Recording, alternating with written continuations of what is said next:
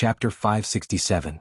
The Knights of Stormwind charged into the battlefield, and hundreds of orcs were trampled to death by the iron hooves of the warhorses. Those who managed to dodge were hit by the knights' swords and hammers. There were not many of them, only about 1,000 of them. However, their appearance accelerated the collapse of the horde's front line. In this life, due to the participation of a certain someone, Lothar and Orgrim's direct confrontation was cut off. Therefore, this was the first time the two of them had truly met each other. This was not important. On the mysterious side, it was the great sixth sense that allowed them to sense each other. On the ordinary side, it was a matter of aura. Both of them were very eye-catching and powerful characters. Lothar himself was a giant among the humans, and his strong physique was not inferior to that of ordinary orc warriors. It was destined that he could not ride those weak horses. When he became the commander of the alliance, Tyrrhenas, in order to please him, gave him a batch of giant beast-class horses. This giant warhorse was called Light of Lordaeron. Just its back alone was nearly 2 meters tall. Its legs were as thick as those of an elephant, and it weighed more than a ton.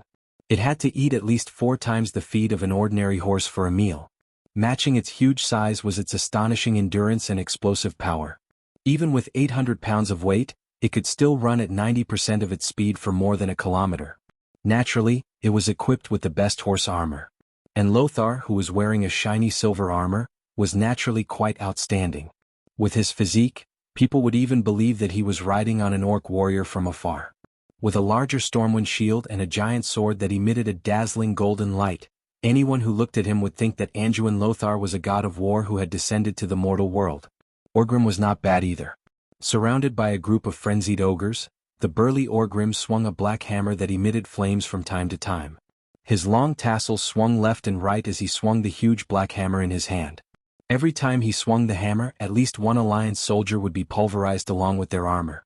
Their broken limbs and flesh would be ignited by the flames, turning into small meteors that fell onto the charred ground. Unlike the rough and casual gait of an ordinary orc warrior, this Hercules moved swiftly and cautiously. Even though he was wearing a huge and heavy black plate armor, it did not affect his agility at all. This set of plate armor was also not an ordinary item. Even if it was hit by a sharp spear, the hard armor could still easily deflect the spear. Orgrim Doomhammer. Anduin Lothar. Even though they were separated by 100 meters, the two of them still recognized each other from afar and called out each other's names. They smiled knowingly at the same time. This was the leader of the alliance, Horde, and also the person they had always wanted to find. If they could defeat this person, the morale of the alliance, Horde, would definitely collapse. That's right, this person was the heaviest weight on the scales of victory. Go to hell. Orgrim casually swung the black hammer that looked extremely heavy to the humans, and easily sent the upper body of a human soldier in front of him flying. Ignoring the twitching corpse, Orgrim kicked the butt of an orc warrior in front of him and kicked him away. Seeing the massacre caused by Orgrim, Anduin clamped his horse's abdomen and charged into the battle. A two-headed ogre noticed Anduin, and he raised his huge hammer high up and smashed it down with all his might. Under the effect of the violent force, the hammer that was thicker than an adult's thigh cut through the air with a sharp whistling sound. Anduin did not even use his shield, nor did he change the direction of his beloved horse. The huge broad-bladed sword suddenly flashed, and the ogre's 2 heads and shoulders were cut off. Like a knife cutting through butter, Anduin led the Storm Royal family's knights forward at a high speed. He waved his shining divine sword and swept away all the obstacles along the way like a raging wave. From the beginning to the end, the supreme commander of the alliance had his eyes firmly fixed on the orc chief. Come. Orgrim's arrogant roar almost pierced through the clouds. His eyes did not leave Anduin either. Even though there was a fierce battle raging around him, any alliance soldiers who tried to get close to him were either killed by Rexer and the other orcs with their fiercest momentum, or entangled by the other orcs. Occasionally 1 or 2 warriors would rush to Orgrim, but after a flash of the black hammer, there would be no more. Anduin's high-speed warhorse was very troublesome. Orgrim still remembered how the abominable 12 paladins rushed past him and turned the tribe's formation upside down. Orgrim decided to solve this problem immediately. Facing Anduin's high-speed charge, he swung his hammer in an undulating arc in the air. How could a hammer be so light? Anduin was indeed stunned for a moment. Orgrim really did it. He wielded the Hammer of Destruction, that weighed more than 100 kilograms like it was an embroidery needle. In the next moment, the huge hammer head sped up and hit the horse's head. It was almost foreseeable that in the next second, the horse's head would be smashed by the terrifying hammer, and blood would flow out of its shattered skull. Then the famous Rotterdam Kingdom horse would twitch and die. Something amazing happened again. The intelligent warhorse suddenly raised its head and dodged the fatal blow by a hair's breadth. Then the high-speed warhorse suddenly stopped on its hind legs and stood up on its forelegs. With lightning speed, it kicked Orgrim's chest. Arg! Orgrim, who was caught off guard, was kicked and fell backward. Anduin seized this once-in-a-lifetime opportunity. Quell Zarim struck down like lightning. In the next moment, the dignified chief Orgrim was about to die in the hands of Anduin, the war god of the Alliance. In the blink of an eye, Rexer arrived. The two battle axes that were stained with blood created two bolts of lightning in the void. One was aimed at Anduin's right abdomen, and the other at his chest. The muscles on Anduin's right arm that was wrapped in armor suddenly swelled. At this critical moment, the Quell Zarim that had already been struck had a fluctuation that seemed like it should not have. Clang, clang. Rexer's axes were instantly cut into 4 pieces by the Quell Zarim. Impossible. Rexer was at a disadvantage. Chapter 568. If Grom Hellroar, who had fought many battles in the Silverpine Forest, was fighting Anduin, he would definitely not be so careless. Only a true high-grade epic weapon could barely avoid being cut in half by Quell Zarim. Hence, Bloodhowl was only a passing grade. Unfortunately, there were no ifs. Even Grom himself was hiding in the depths of the Tirisful woodland. Not only could the tribe not find him, even the Alliance could not find him. No one informed the tribes at the Eastern Front. Anduin's combat power was terrifying. During the First War of the Dark Portal, when the tribe was fighting Stormwind, there were no famous chiefs who fought with Anduin. Rexer, who did not receive any news, was at a great disadvantage. If it wasn't for Lexer straightening his waist at the last moment and dodging backwards like an iron bridge, no matter how strong Lexer's physique was, he would have been cut in half diagonally. The result of this attack was a terrifying wound that was more than a meter long and 30 centimeters deep. It went from Rexer's left shoulder to his chest and right abdomen.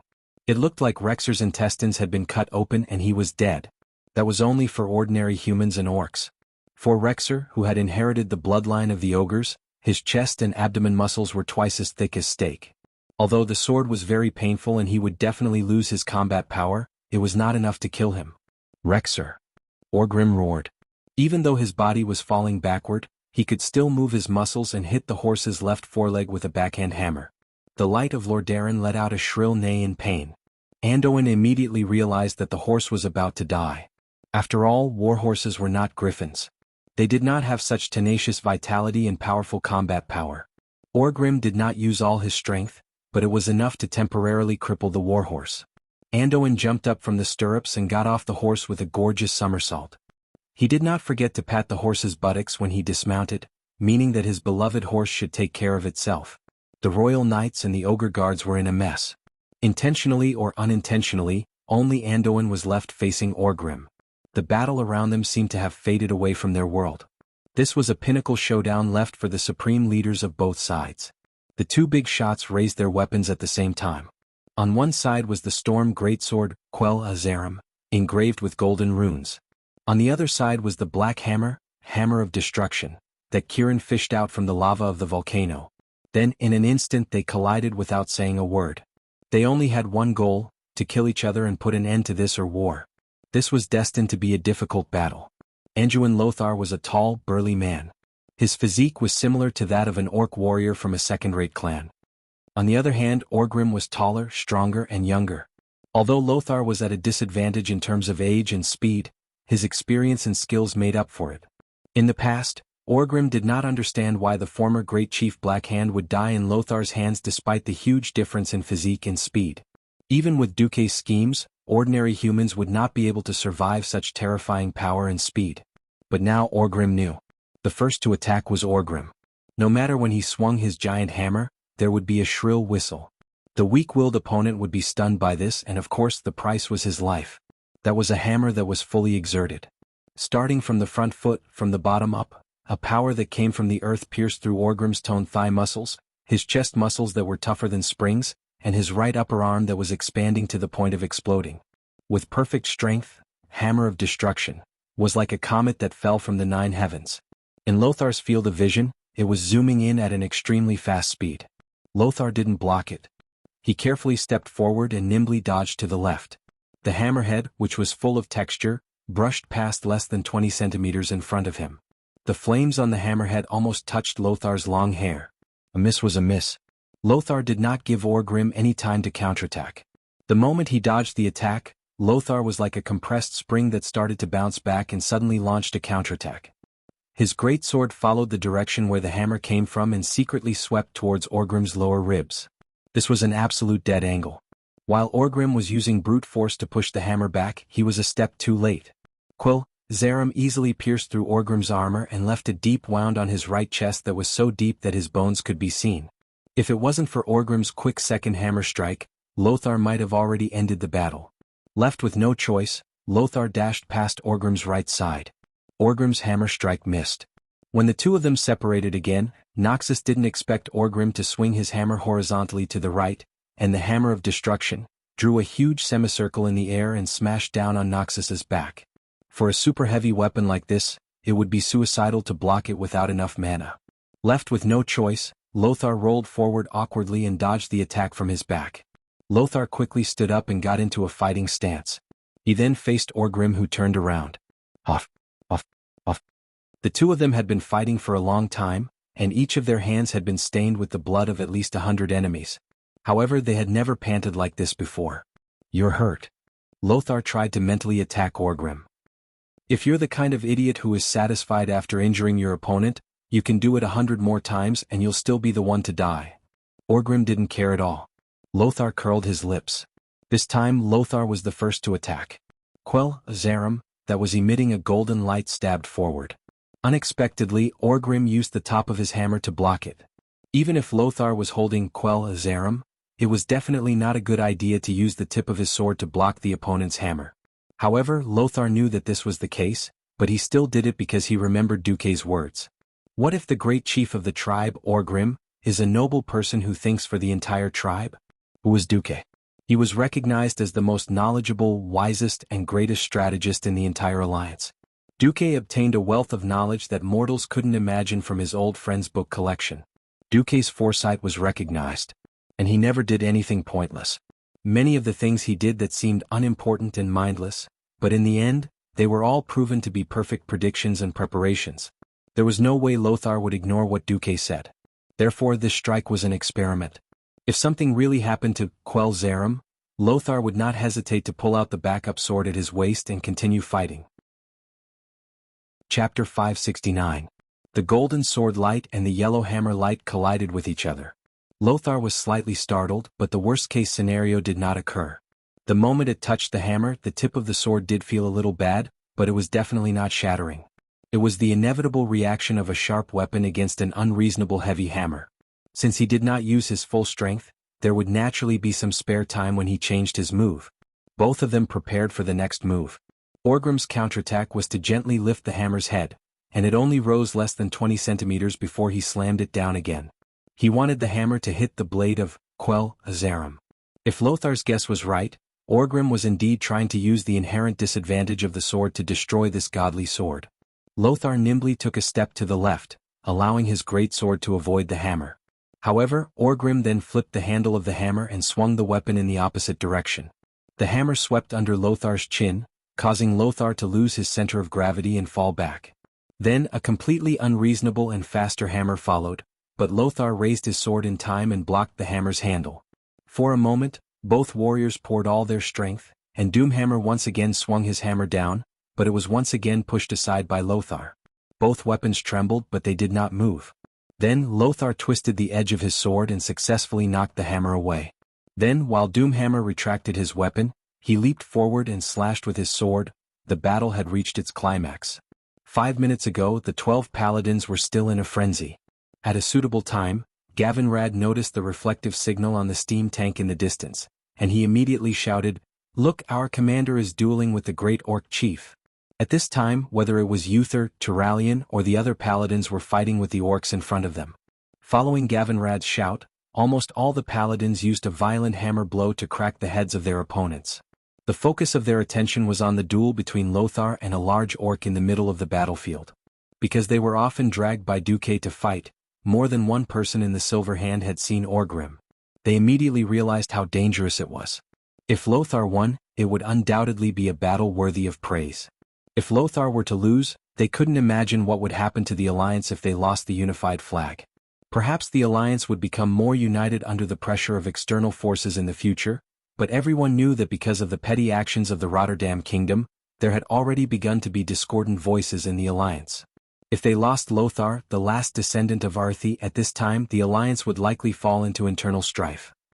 Without the need for any orders, the 12 holy knights immediately turned their horses around and charged towards the center of the battlefield. The heavy war hammer was wrapped in holy light, and it drew golden arcs of light that were even more beautiful than the sword dance. All the orcs that were touched by the arcs of light were easily killed. If someone were to look at the battlefield from above, they would notice that it wasn't just the 12 holy knights. Including the tank unit that launched the blitzkrieg, there were also 2 other groups of orcs. There were a total of 4 groups of people, and they all wanted to kill a bloody path and rush to the 2 leaders' side. At this time the 2 leaders once again clashed, swinging their war hammers and giant swords. The intense battle caused their physical strength to decline rapidly, and both of them were clearly not as agile as they were at the beginning. Unable to dodge in time, Lothar was forced to use the lion head emblem shield to block Orgrim's full blow. The violent blow almost made him kneel down, and the sound of the epic level shield cracking was extremely clear. Lothar lost all feeling in his left arm for a while. However, Lothar did not suffer a loss. The blade of his sword also made a deep cut on the chief's chest armor. The large wound that was more than 5 centimeters deep caused blood to spurt out. Even the black background could not hide the blood. Orgrim staggered backward, his lips contorted in pain and frustration. He then yanked the strap on his shoulder with his left hand, and took off the damaged armor. On the opposite side, Lothar also took a step forward, and took off the shield that had become a broken door. He then threw it to the ground. Pfft. Lothar spat out a mouthful of saliva that had a fishy smell. Orgrim was even more terrifying. He directly used the high temperature emitted by the hammer of destruction to burn the wound on his chest like a soldering iron to stop the blood from flowing out. Following that, the 2 of them shouted and once again started to fight. Orgrim, who had abandoned his armor, moved even faster, and Lothar wielded his greatsword with both hands, which made the greatsword even more destructive. After a quick exchange of blows, both of them suffered a heavy blow at the same time. There was a deep cut on Orgrim's abdomen, and even a small part of his intestines could be seen. Lothar's left arm also suffered a heavy blow. His body trembled. He didn't even need to pay attention to the intense pain coming from his left arm. Just by looking at his abnormally bent arm, he knew that his arm was fractured in at least 5 places. Not only his left arm but even his shoulder felt a heart-wrenching pain. Perhaps his left shoulder was a little broken as well. Both of them stood up shakily, and they were ready to launch their third attack. Orgrim raised his warhammer high with both hands, and with all his strength, he leaped over a distance of nearly 5 meters and slammed it down on Lothar's head. The cunning Orgrim displayed his amazing jumping ability for the first time in front of Lothar. Before this, he had always given Lothar the illusion that he was tall and sturdy but slow. Obviously he had succeeded. At this moment, the warrior skill that he used had the intention of killing. At this moment, an accident that Lothar never expected happened. Rexer, who was lying on the ground not far away, suddenly reached out and grabbed Lothar's left foot. The shackle-like confinement made Lothar lose all possibility of dodging. Lothar instinctively raised Quelzarum to block this sneak attack, and he gathered all his strength on the blade. Hammer of Destruction. Smashed down with a scorching aura that seemed to be able to destroy everything in the world. Time seemed to freeze. Because the sword shattered. When the fragments of the incomparably sharp and hard legendary sword that had accompanied Lothar in battles shattered in midair, everyone who witnessed this scene was shocked. Turalyon felt like he had stopped breathing, and Orgrim's attack was no longer hindered. Hammer of Destruction continued to fall along the arc of death, and it smashed down heavily on Lothar's head. At this critical moment, the runes on the armor that Duque specially gave to Lothar suddenly lit up, and a huge metal fist suddenly appeared in front of Lothar's chest. With a rising dragon fist posture, it smashed onto Orgrim's face and Orgrim was sent flying. Almost at the same time, everyone heard an unknown shout. "Oh Ugin!" Chapter 570. The sudden change of scenery left everyone who witnessed the scene dumbfounded. What the hell is this? The moment Quelzarum was broken, Anduin Lothar was already prepared to die in battle. It wasn't that he didn't hear Duque warning, but he never thought that Quelzarum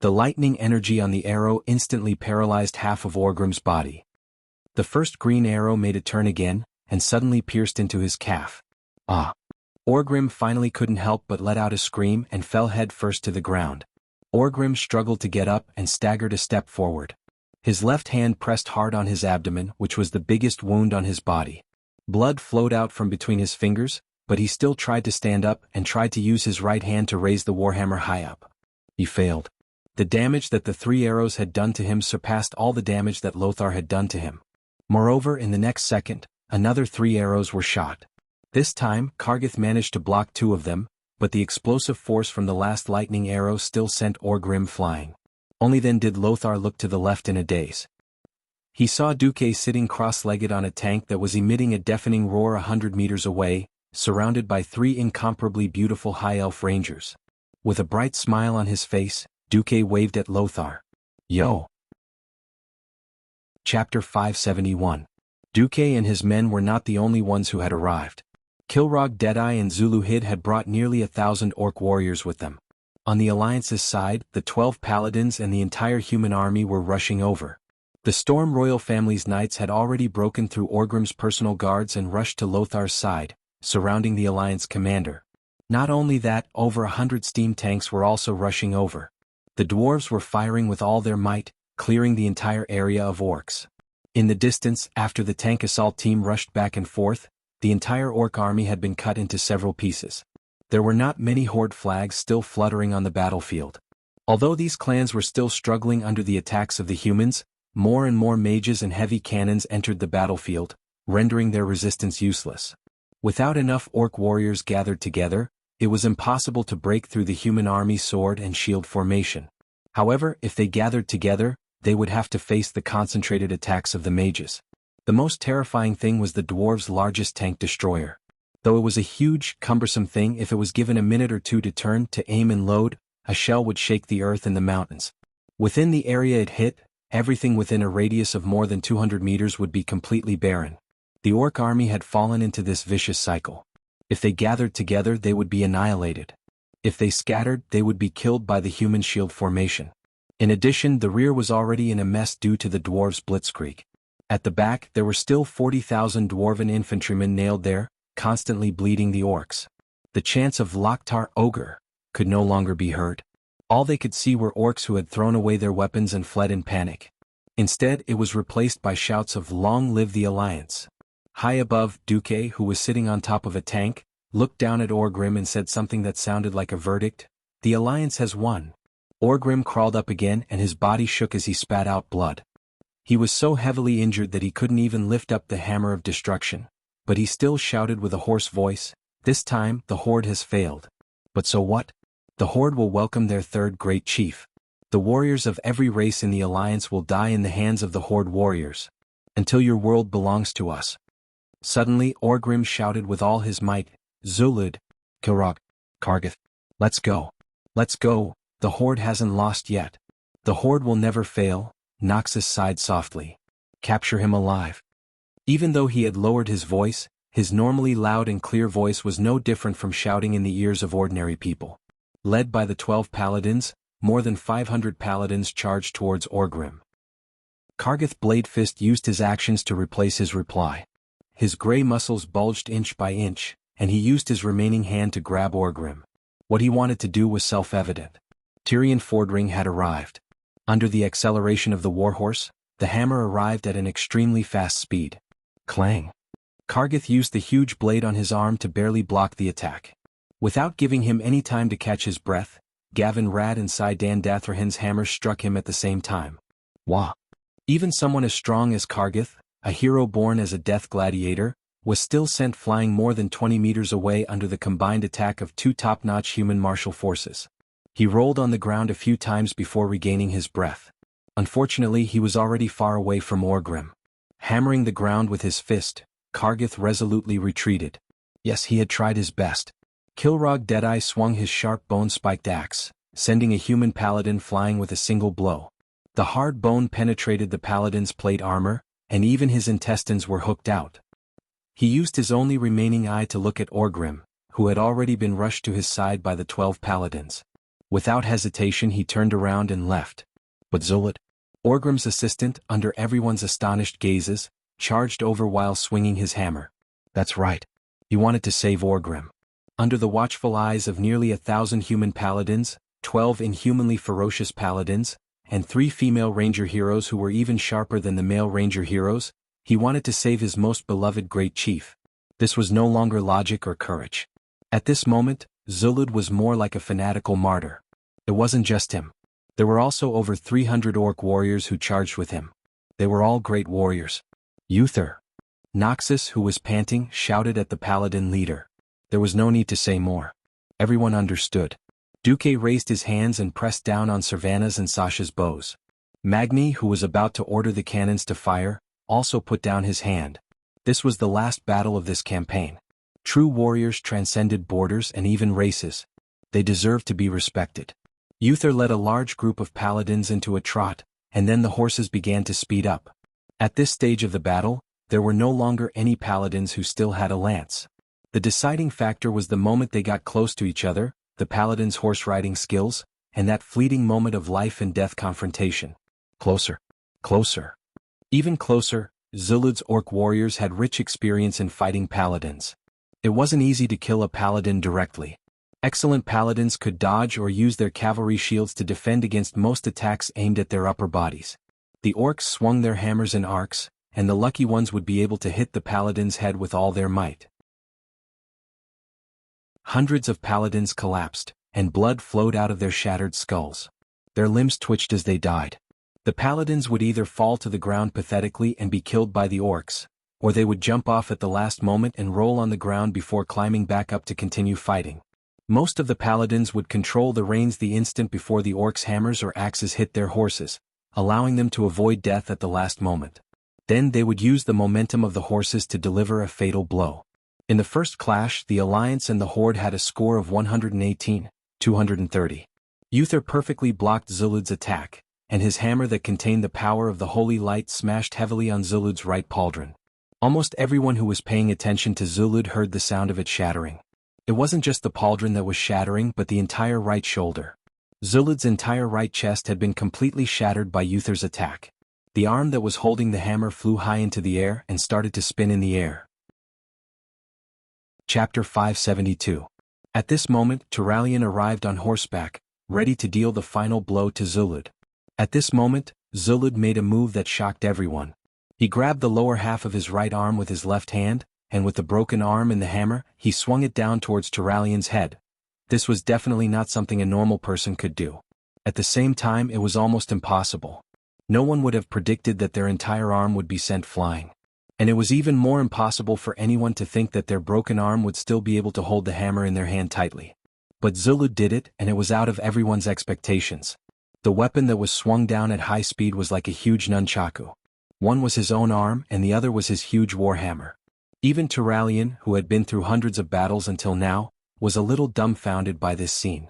There was no time to dodge, and Turalyon reflexively swung the warhammer in his hand again. Before Zulud's warhammer could hit his head, the knight's hammer that was glowing in a holy golden light smashed into Zulud's face. Both of them were hit almost at the same time. Zulud was dead. Under the powerful holy attack, his entire face collapsed under the heavy blow, and under the despairing gaze of great Chief Orgrim, who he respected the most, he fell to the ground. His body twitched, and as his life left his body, nothing could stop the blood from flowing out of his broken head. Turalyon's holy light had saved his life. The thick holy light suddenly rose up, looking like a glowing eggshell, and it had perfectly saved Turalyon from the fate of having his head smashed to pieces and dying. The invincibility of a knight was a life-saving trump card at any time. Any qualified paladin should not die on the battlefield before activating his holy shield. There was danger. No danger. Orgrim didn't show his weakness like everyone expected. He looked at Zulud's body, and the last of his ferociousness exploded. His injured shoulder could no longer lift the heavy hammer of destruction. Suddenly, he pulled out 2 daggers made from the teeth of an unknown giant beast from his waist and began his doomed attempt to break out of the encirclement. This method was hopeless and insane. Under everyone's gazes, it was Turalyon who charged forward. He jumped down from his horse and swung his hammer. No one warned Turalyon. Everyone knew that Turalyon was a steady and thoughtful person. As expected, Turalian spun his hammer at the last moment and hit the orc great chief with the side of the hammer instead of the sharp tip. The well-timed impact knocked Orgrim to his knees and sent him sprawling to the ground. More than one person saw the rise and fall of the orc chief's chest. "You shall receive justice for your grave crime of slaughtering humans," he said to the unconscious Orgrim, the holy light still surrounding him. "You will be paraded in chains in every king city of the Alliance to atone for your sins." Uther came as well. Standing beside Turalian, Uther's body shone with a golden light that was brighter than the brightest sunlight. The orcs could either turn around and run for their lives, or they could only cover their eyes with their arms and cower in the blinding light. Coincidentally, the last orc who dared to rush forward to save their great chief was killed in the light. The holy light faded. Not far away, more than 1,000 pairs of orcs watched dumbfoundedly as their leader was dragged up like a dead dog and tied up with thick chains. Failed? The strongest beastman in the entire horde, the invincible Orgrim in Makara, was defeated. Not only Orgrim, but also Lexa, who was famous among the beastmen for his bravery, was also captured. For the orcs who revered individual strength, this was a shocking matter that was enough to cause their beliefs to collapse. The great chief lost. Oh no, we lost. The great chief was captured. Ancestors. The strongest man in Makara was defeated. Not every human could understand the orc language, but that didn't stop them from sensing the fear and weakness in the orcs' cries. "Don't let them get away," Lothar waved his hand. That's right, the orcs weren't surrendering, they were running. Chasing after fleeing soldiers was a tradition since ancient times. The holy knights got on their horses again and chanted prayers while pointing their hammers at the orcs. Holy light shone from the eyes of the paladins, from their hands, from the hammers they lifted. The black scorched ground under their feet was illuminated by the holy light that gushed out from their bodies. Kill these evil beings, turn these rude and evil creatures into dust, and rid the world of their pollution forever. Uther shouted the Church of Holy Light's doctrine. He took the lead and charged forward, throwing out light hammers that were as blazing as the sun. The Holy Knight's Hammer of Wrath contained the Holy Knight's greatest rage against evil.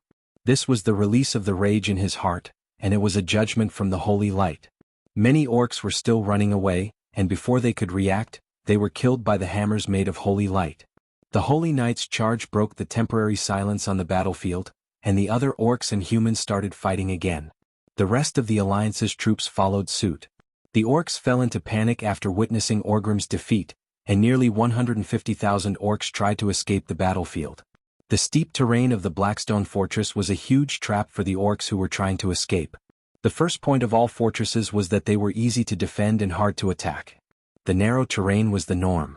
From the scorching canyon to the Blackstone Mountain, there was only a 45-degree slope that was less than 500 meters wide, and it got narrower the further you went. Other than that, almost all the steep mountains had a slope of more than 70 degrees. If there were pursuers behind, climbing up would be a target. Hundreds of thousands of orcs squeezed at the foot of the mountain. Even though the humans behind them didn't outnumber them by much, none of the orcs dared to turn back and fight. They squeezed with all their might, and even tore at the limbs of their comrades, just for the only way to escape. Fire, fire. Don't be afraid of explosions. Give all our cannonballs to those green-skinned beasts. Magni shouted excitedly. Other than the ones that were destroyed by the orcs or ogres, and the ones that broke down along the way, there were still more than 120 of the new steam tanks gathered at the foot of the mountain. Including the armored vehicles, there were 300 of them. Fortunately, the most insane one was the tank destroyer. Fire the small cannons. Boom. Every time there was a deafening explosion, there would be a storm of blood. The orcs were finished. Chapter 573. The human soldiers cheered. They lined up in a dense shield formation, and with the help of the FFF's flamethrowers, they used raging flames to drive the beastmen to their deaths on the bloody slope that was 1,000,000 times worse than the Azura Road. Over there, almost every inch of land was being bombarded by a barrage of bombardment that was as dense as a storm. The dwarves didn't even need to aim. They just needed to cover their eyes and fire their cannonballs. If they couldn't kill more than 30 beastmen with a single cannonball, they would be unlucky. Towards the end, the 3 Windstalker sisters all lost interest in drawing their bows and shooting arrows. The massacre that was like shooting a fixed target wasn't something to be proud of. Looking at the layers of beastman corpses that covered the entire slope, Aurelia sat beside Duque and gently brushed her beautiful blonde hair. "Hey Duque, is the war going to end after this battle?" Gently hugging the beauty in his arms, Duque's gaze seemed to transcend the black scorched earth in front of him, past the crimson Redridge Mountains, past the muddy swamp of sorrows, and finally landed on the door of darkness in the cursed land. Maybe there are still some guards left at the door of darkness. But the war is over for now. Everyone could hear the faint melancholy in Duque's words, and no one refuted Duque's words. Duque had the highest authority in the entire alliance regarding the Horde. I heard in the wind that the generals and king of the alliance said that we have to destroy the door of darkness, Sasha said calmly as she sat down. Duque let out a disdainful laugh. What? It can't be destroyed? Servana's interest was piqued. Duque only said one sentence. If something created by two demigods and the Demon King's blueprints can be destroyed so easily by mortals, then those three would have wasted their lives. The Guardian Medivh and the demigod Ghoul, Dan at their peak had worked together and used Sargera's blueprints. It was obvious that it wouldn't be simple. Just imagining it gave him a headache. At this moment, a tsunami of cheers sounded nearby. Long live the Alliance. Long live Azeroth. We won. Only then did Duque and the Windrunner sisters realize that the bombardment had stopped for a while. Not a single orc could be seen standing upright on the battlefield. At least 1,000 orcs had humbly thrown down their weapons and crawled on the ground, shivering. They were begging for mercy in the orc language that the Alliance soldiers could not understand. But many more orcs died. Perhaps more than 100 orcs had escaped back to the Blackstone Fortress. It was not a threat. Moreover, Muradin Bronzebeard had already begun leading the elite Dwarven secret chamber guards into the Blackstone stronghold for the final sweep. At this time, Lothar, who was dressed in casual clothes, came to the side of Duque's steam tank with the help of Tyraean. It seemed that his wounds had already healed after the priest used Holy Light spell to heal him. However, the blood that had flowed out would not be replenished so quickly. Thanks for your armor, Duque. Lothar was still very weak, but he had the brightest smile on his face. Damn it, you're still so handsome at such an old age. Should I let you die? As he cursed in his heart, Duke, who had a dark heart for a short period of time, would never admit that he was jealous that Lothar was more handsome than him. Uncle Anduin, you're old. Don't charge any more. That's for the young. Duque raised his chin and looked at Tyraean, who was beside Lothar. Anduin Lothar bared his teeth and bulged the muscles on his right arm. Even if I have another 10 years, I can still beat you in arm wrestling. If you allow me to inject mana from the magic circuit into my arm muscles, you won't be my match even if you return to 18 years old. While Duque was speaking, Aurelia suddenly thought of her first night. That was what Duque did. She suddenly flipped out. Enough, you two injured people, go and recuperate. The Alliance won't be able to survive without you two. Under Aurelia's anger, Duque and Anduin shrunk their heads at the same time, like two children who had done something wrong. The people around them burst into laughter. After a while, Anduin then smiled. We've won? Duque nodded. We've won. The matter of the Dark Portal can be left to Mograine and Antonidas. What are you going to do next? Duque looked at Tarina's Menethil II, who had run out again, and suddenly sighed. Although I don't want to say it, my other battle has just begun. Anduin immediately understood what Duque was referring to. Stormwind will always be your strongest shield. Thanks. It did not matter that the others could not understand the conversation between the two of them, as long as they could understand it themselves. In this battle, a total of 238,000 orcs were killed and missing. Apart from Kilrog Deadeye's Bloodring clan, who retreated in advance, almost none of the clans escaped. After a short rest, the pursuing troops set off again. Originally, Anduin and Duque wanted to give the task of pursuing to Mograine. To their surprise, other than Tarina's, all the other kings voted against Mograine's appointment. With no other choice, the two of them could only team up again, leading the Silverhand Knights, Highland Knights, and 20,000 dwarves to set off first with 50,000 elites. Mograine led the Scarlet Cross Army and other main forces, following closely behind them, 3 days behind. The vanguard led by Lothar spent about a week following the retreating army. After crossing the Red Ridge Mountains, they once again met up with the Griffin Legion from the Elven Forest and Duque's private legion. A total of 120,000 soldiers passed through the Swamp of Sorrows in the south, and arrived at the red, withered land that had been drained of energy by evil magic. Report, we found the target, the scout reported. Following the scout's footsteps, the Alliance army advanced as quietly as possible. A deep valley appeared in front of them, and the walls of the valley were even taller. In the center of the valley, just as the scout had said, there was a huge door. It was not built on the walls or buildings but stood out of thin air. When they saw the full view of the Door of Darkness, everyone gasped in surprise. The Door of Darkness was about 40 meters tall and more than 30 meters wide. It was built with a mysterious white-green stone. Its basic structure was just 3 huge rectangular stones stacked in the shape of a door. Right above the door was carved a huge snake. The snake opened its mouth, revealing its sharp teeth. On both sides of the door were 2 huge statues. They were obviously dressed like mages, but both of their hands were holding a huge cross sword. The faces of the statues were deep in the hood, and a dark aura lingered on the statue's face. When others looked over, they could only see a pair of shining eyes.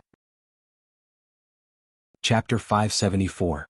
Inside the stone pillar was the teleportation portal itself, emitting green and black light that was filled with energy. To Antonidas and the other mages, it was still a large vortex that emitted energy and some strange feelings in the large space. I can feel that the door is extending and deeply embedded in the ground, devouring the energy in the underground magic net, Antonidas reminded Lothar. There were more than 10,000 orcs gathered in front of the door, but they didn't seem to know what to do. They were no longer clans. Perhaps the continuous defeats and the capture of the chief had caused them to lose trust in each other. They no longer trusted each other and instead became families or hunting teams. It was not an army but a large number of teams. We don't have much supplies. Get ready to attack. Destroy them with all your might. Lothar did not hesitate, and planned to directly suppress the entire vanguard and destroy the orcs with simple violence. Hey Duque, wait. Duque suddenly stopped Lothar. Huh. As a commander-in-chief, it was originally a very embarrassing thing for his decision to be stopped by his subordinates. Duque was different. Duque and Lothar were definitely life-and-death friends. Lothar did not take it to heart. Duque walked to Lothar's side and whispered in his ear, "Did you realize that the Rotterdam kingdom is very embarrassed this time?" "So what?" Lothar was a pure warrior and he was not very good at such politics. "Our supplies have been reduced. It's not because the supply line is too long." The people of Rotterdam reduced their supplies to the front line, citing that the supply line was too long. It sounded reasonable because Rotterdam was located in the north of the northern continent. In terms of distance, other than Quell the Loss, which was the furthest, no other country was further than him. At the end of the day it was because they could not get any benefits and had lost face. Hence, Tyrrhenus was in a bad mood. In the end, it became the army that attacked the Dark Portal, and most of the supplies were borne by the devastated Stormwind. Even after recovering Stormwind territory, Duque had already used cement to build a road from Stormwind City to the west through the entire Elven Forest, but there were still many problems. Because the Red Ridge Mountain was newly recovered, the remaining road from the Red Ridge Mountain through the Swamp of Sorrows to the Blasted Lands was still extremely dangerous. The Red Ridge Mountain had many mountains and narrow roads. The Swamp of Sorrows was a bad road. If one was not careful, the wheels would get stuck in the mud and could not get out. Lothar frowned and pondered over Duque's words. "How do you think we should fight?" Didn't Duke Charmas mention why he doesn't allow some orcs to mine in a casual conversation? Everyone knew that Duke Charmas was King Tyrrhenus' trusted aide. His opinion was the same as Tyrrhenus. King Tyrrhenus was too embarrassed to say it out loud, so he let him test the other countries. In this life, history had changed a lot. In the original history, Lordaeron did not suffer as much losses. The Alliance had captured many orcs as captives. Tyrrhenus proposed to set up orc prisons in the various countries in order to drag down the other allies. Because of Duque's involvement, Lordaeron had suffered a huge loss. It was fun when they were fighting for military merits, but the loss of people made Tyrrhenus feel the pinch. In the Battle of Blackrock Tower, Lordaeron lost more than 60,000 people. It was foreseeable that in the next few years, many fields in the territory would be unfarmed, not to mention mining and other dangerous industries. Tyrrhenus had an idea. Should he get some orcs as miners? If not, he could bring more orcs as captives and parade them around Lordaeron. That would appease the people. Lothar was a noble person. He disliked killing captives and women, even if they were orcs who had committed the crime. However, Lothar was not against the idea of using orcs as miners. It had been proven time and time again that Duque's foresight was much better than his and Lang's. Lothar smiled. "Then, do you want to fight this battle?" "I'll do it." After Duque agreed, he waved at Magni. "Magni, time to work." "Okay." The Alliance bigwigs were a little speechless as they watched Magni move his big butt, which was unique to dwarves, to Duke's side. Speaking of which, the commander of the Alliance had the right to order those big shots who were called generals or kings. But that was only on paper. "You're a king and yet you're so obedient." "Really, Magni didn't care that much. The lightning battle arcana that Duque taught him made the dwarves proud in the final battle. Didn't you humans always brag that humans were the main force of the alliance? Who was the one who launched the surprise attack in the last battle and turned the tide? The Dwarven Tank Corps. Who killed the most orcs? It was the Dwarven Tank Corps. Now, seeing those human bumpkins looking at the lightning flag of the Tank Corps with envy, Magni felt very proud. The only thing that made him depressed was that when he asked Duque to draw the Tank Corps' battle flag, the design was a sloth with a lightning symbol on its back. Aren't the dwarves always ridiculed for having short legs? Now, as long as you drive a tank and overtake the sloth flag, who would dare to laugh at you dwarves for running slowly? That was the logic, but it still felt a little lacking. Forget it, who cares? In the Battle of Blackrock Tower, the Lightning Tank Corps killed more than 150,000 orcs. Such a great achievement was enough for the dwarves who loved to brag in taverns for thousands of years. Then the cannons roared and the tanks shone brightly. Sitting on the top of the tank at the front, Duque held Nyo in both hands and projected a huge blue Phantom Storm flag on the tank. It was the exact same Grand Duke Marcus Storm flag. It was once stuck in Stormwind City, causing 100,000 orcs to die in a sea of fire. It was once stuck in South Shore Town, causing 100,000 orcs to die at the beach. It was once stuck outside Silvermoon City, causing 100,000 orcs to not dare to advance. It was also in the Battle of the Scorching Canyon, hovering above a group of steam tanks, witnessing the death of 100,000 orcs in that apocalyptic bombardment. It was the nightmare of the orcs, and it symbolized the god of death of the humans, Duke Marcus. Just the appearance of this flag made tens of thousands of orcs tremble uncontrollably. Duque's voice was amplified by magic and resounded throughout the battlefield. It was a broadcast in orc language. I am the Storm Grand Duke Duke Marcus, and I declare for the last time that all orcs will be spared if they surrender. Otherwise, cry, shout, then die, ha. The domineering evil declaration was full of arrogance and terror. If not for Duque's actual achievements, this would just be the barking of a mad dog. But this was the declaration of that Duke Marcus. 1, 2, countless of them.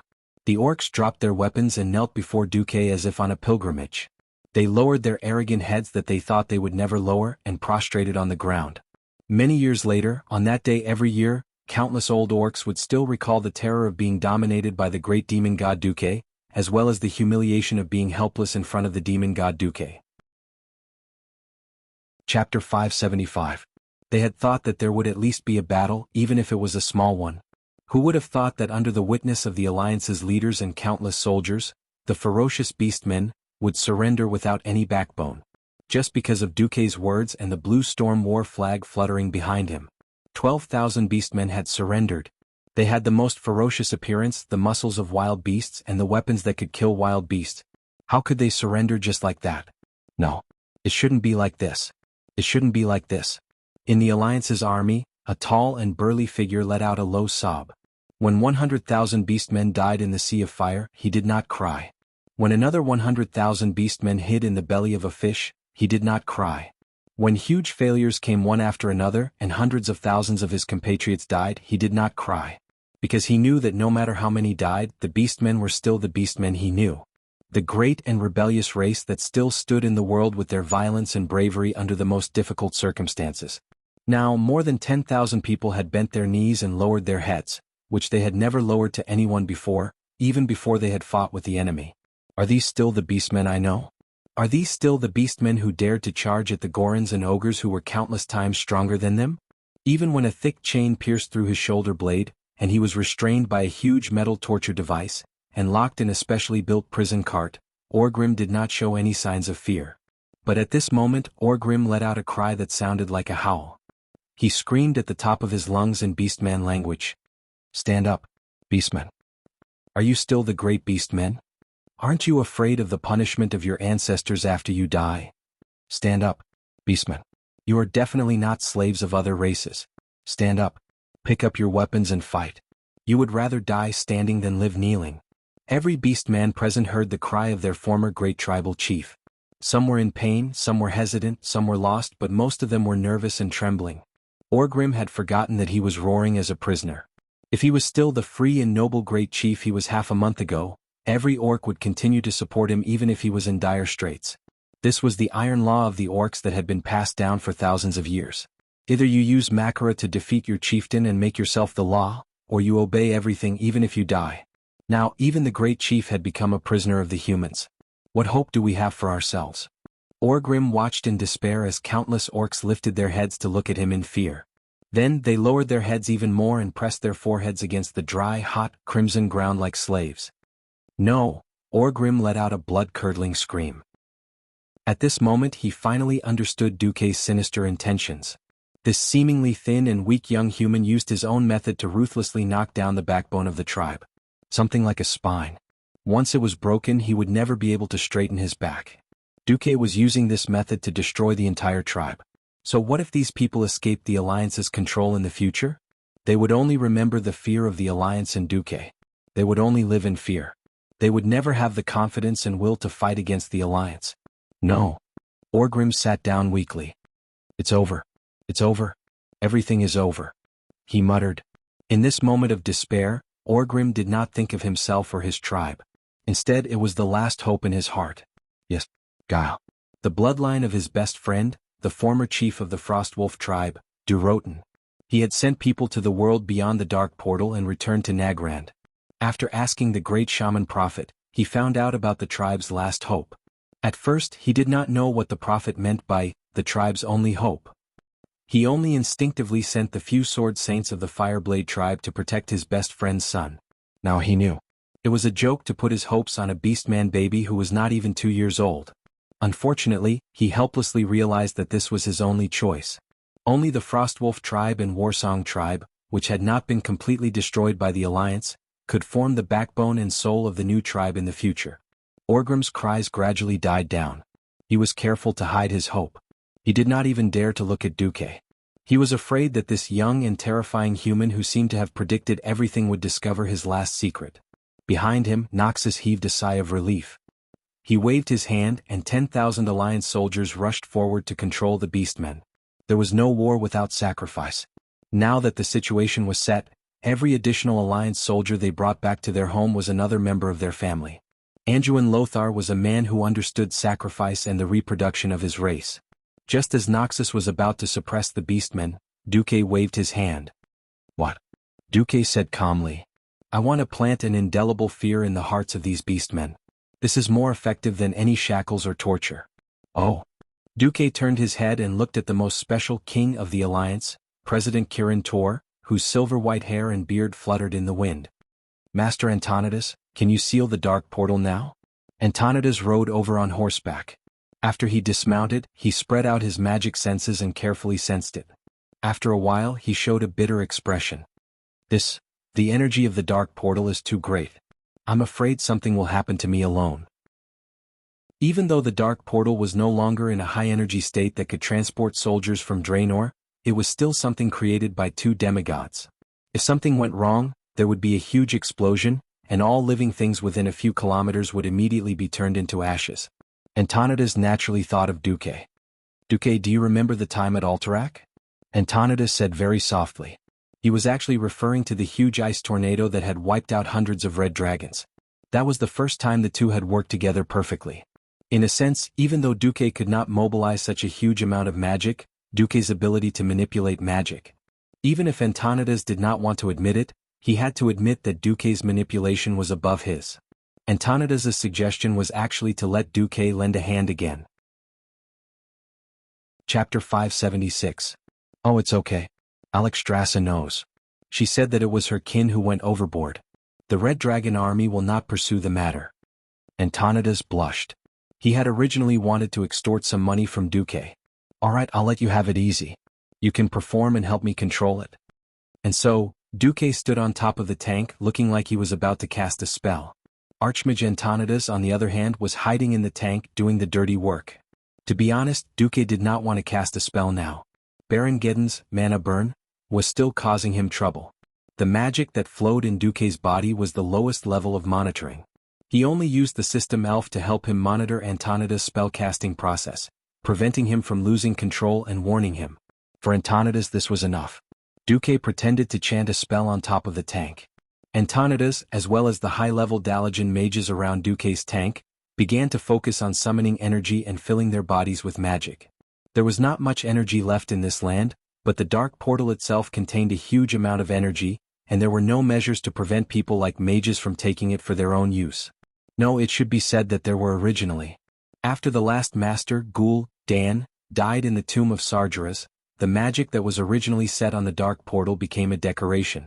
Antonidas and the other mages were now doing this, absorbing the energy of the dark portal and directing it to Khadgar. The old mage's long silver hair stood up, sweeping the roof of the tank. To the orcs, magical energy that they could not understand began to dance on Duque's face and fingertips. The wind roared around Duque, and the orcs even felt that there was lightning around Duque. The orcs seemed to have found the reason for their defeat. So it was such a terrifying human mage who defeated us. They began to hold their breath, not even daring to make a sound. Facing the door of darkness, Duque closed his eyes, opened his arms and opened his palms. He slowly pushed against the door of darkness, as if he wanted to release all the energy he had absorbed earlier. Of course, this was only the work of the poor blue-collared mage in the tank.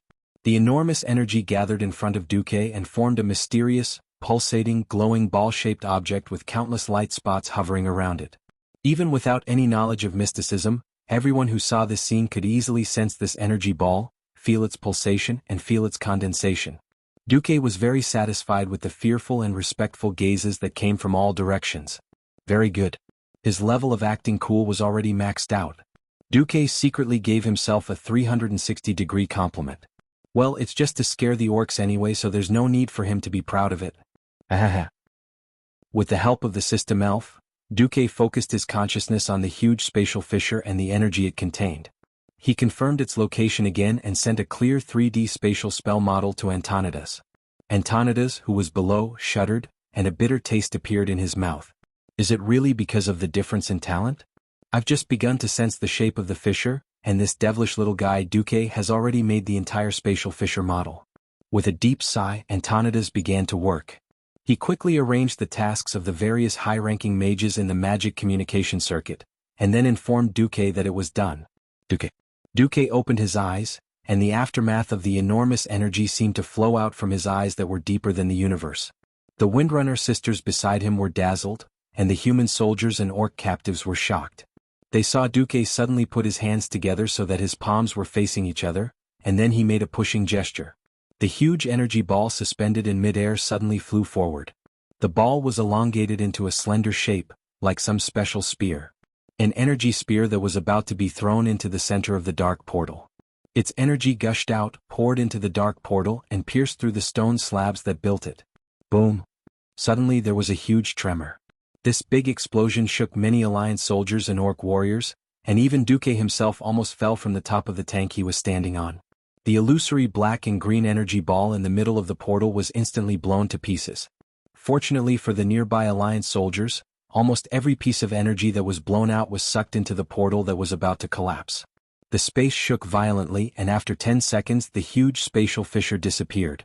The surging green and black colors were replaced by a blank space. Every high-ranking mage could clearly feel that after the connection with the world called Draenor was cut off, the earth began to breathe again. Standing on the top of the tank, Duque looked around, and he saw Lothar standing up in a slightly disheveled state. Of course, the more disheveled one was Turalian, the serious and responsible paladin. When he felt the danger just now, he immediately stood in front of Lothar, seemingly ready to use the holy shield. Not sensing the arrival of a truly destructive shock wave, Turalian also gave up on the idea of using the invincible spell. The paladin was covered in dust and small stones, but he didn't seem to be injured, and he smiled at Duque as he wiped the dust off his body. The dark portal has been destroyed. Unless another demigod uses an artifact to open it, our world is safe. Standing on a high place, Duque waved his arm and shouted, and suddenly the most fanatical cheers of the Alliance soldiers sounded from all directions. We are safe. The war is really over. Long live Duke Marcus. Long live Anduin Lothar. Long live the Alliance. Ha ha ha. Victory. We finally won. Whose tears were flying? Which man who had lost his loved ones was laughing? The war at the dark portal that lasted for 2 years finally came to an end. Although it did not last long, this terrifying war had engulfed the entire Eastern Kingdom. Every intelligent race on this huge continent was involved in the war. From the southernmost Stormwind to the northernmost Kuel Salis, Every family had experienced blood, tears, sorrow, and pain. However, now this damn war was finally over. People cheered excitedly, revealing a long-lost smile from the bottom of their hearts. Everyone smiled and really relaxed their nerves. Chapter 577. The bitterness of failure spread on the lips of every orc. Many of them had come with the idea of conquering a wider world and obtaining a more fertile land for their clans. The cruel reality mercilessly knocked them down. The alliance of intelligent races known as humans, dwarves, and high elves was a cut above the horde. They were kicked from the position of great conquerors to the position of captives. The joy of victory spread in the hearts of every member of the alliance. People were cheering and hugging each other everywhere. Everyone patted each other's shoulders and celebrated their victory. They were celebrating that they had safely survived this terrible war. Aurelia looked at Duque's side profile and felt a surge of excitement that no one else could understand. As one of the biggest witnesses of Duque's miracle, she had watched Duque walk step by step from a penniless mage apprentice to a hero of the Alliance. She still remembered that 2 years ago, Duque was still a little boy who relied on the mage apprentice handbook that she had given him to start his career. Then she had spent 3 months in prison for this despicable guy. No matter how many times she thought about it, she still felt that it was hateful. Then this guy appeared as the perfect savior for Kuel Salas, who was on the brink of death, and saved the entire High Elves kingdom in one fell swoop under the gaze of the Silver Moon Council and Sun King. What was it about Duque that deeply attracted her and made her heart, which had been silent for countless years, so excited that she was willing to do anything for him?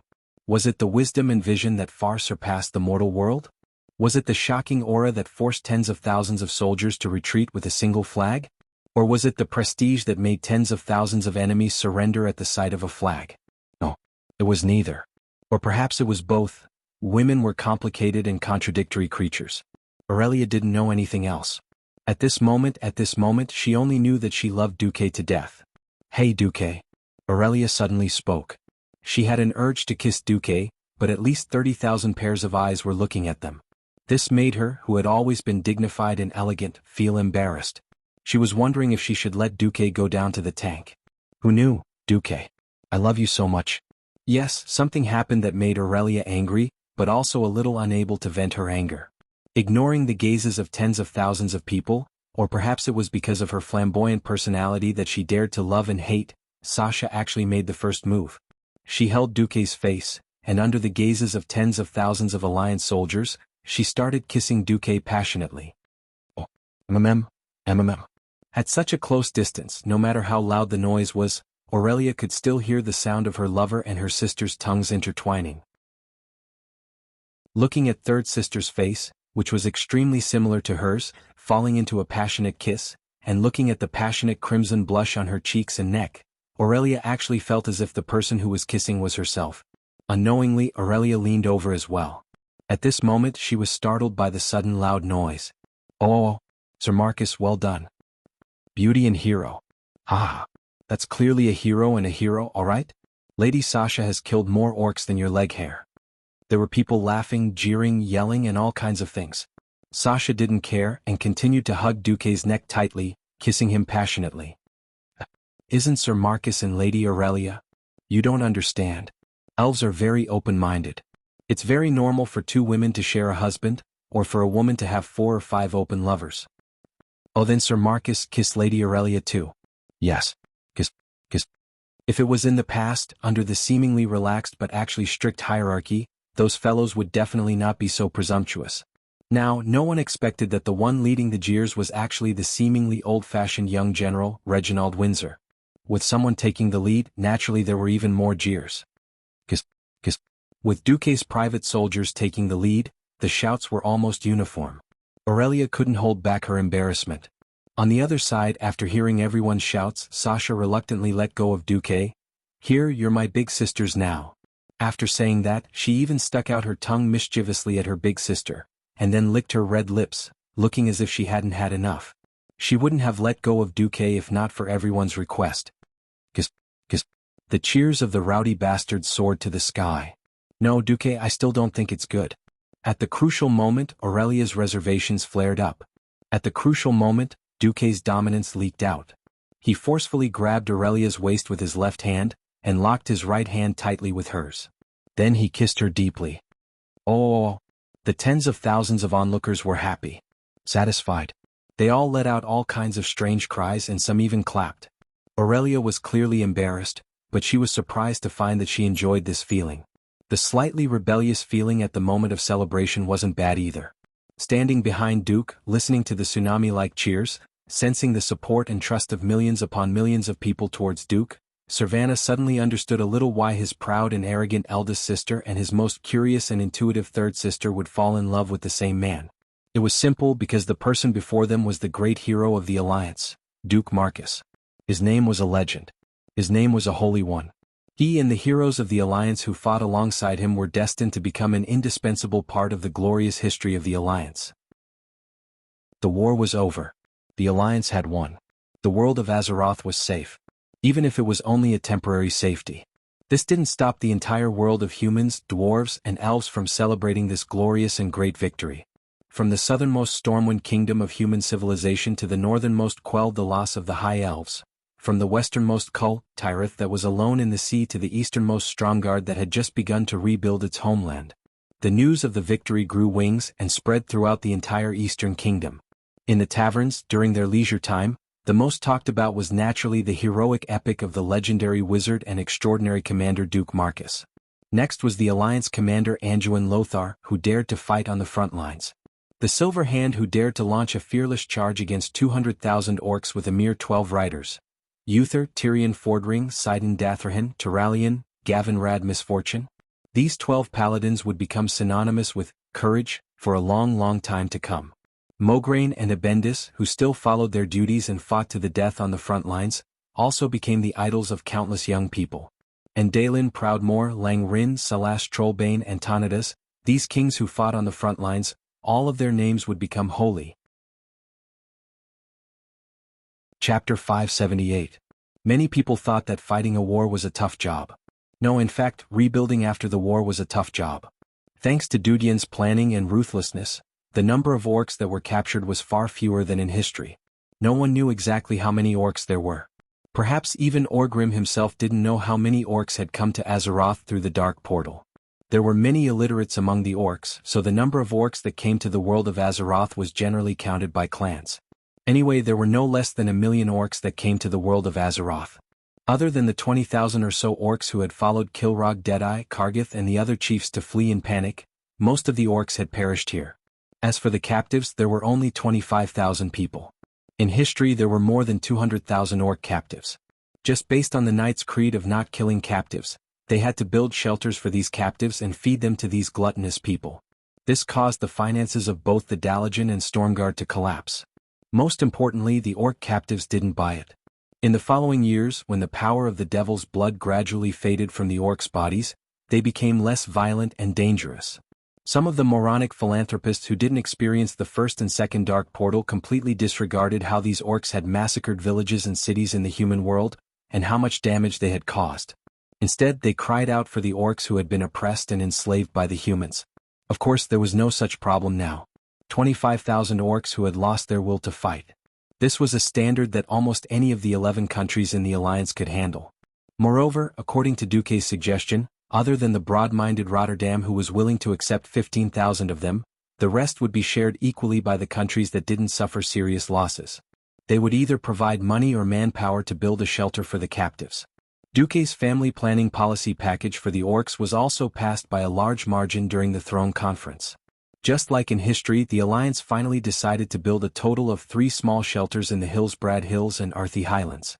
Duque got Lang to agree to lend all of Stormwind's ships to Daelin temporarily, as Daelin wanted to bring a large force to Stranglethorn Vale to cause trouble for the goblins and the Blackwater pirates. It was because of these greedy goblins that the Horde had a large number of warships, almost causing the Alliance to fall. Perhaps he wouldn't start an all-out war with the gnomes yet, but he would at the very least extract a shocking amount of reparations from these deranged gnomes' pockets that would make them ache for many years.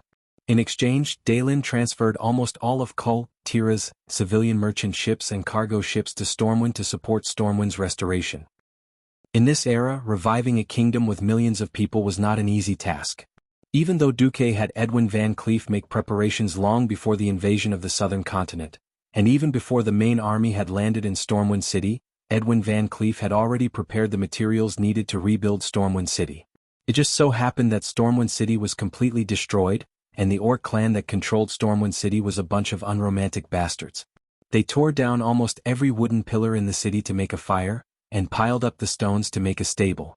The entire old Stormwind City, with the exception of Stormwind Fortress, was basically demolished. It needed to be completely rebuilt. Rebuilding Stormwind City, as well as over 100 residential areas in the Elven Forest and Twilight Forest, was definitely a huge project. Of course, it was not something that could be completed in a short period of time. Logically speaking, as an expert in internal affairs, Duke should be busy from dawn to dusk, unable to deal with anything. However, most of the time, the higher-ups of Stormwind could only see the figure of Duke's butler, Makarov. This mercenary butler had become the #1 representative of Duke in handling Stormwind City's internal affairs. The rebuilding of Stormwind City was handed over to the Mason Brotherhood led by Van Cleef. More than once, Lang asked where Duke was, but each time, he only knew that Duke was walking around in his own fief, and did not know what he was doing. As for Duque, Lang and Anduin doted on him to the point of letting him do whatever he wanted. They would never order Duque to do something. Seeing that most of Duque's people were busy rebuilding Stormwind City, they let Duque do whatever he wanted. What was Duque doing? It was mid-December, and many places in the Eastern Kingdom were very cold. The Elven Forest was considered a relatively warm area. It was not spring all year round, but the temperature was around 18 degrees Celsius, which was a suitable temperature for a hot spring.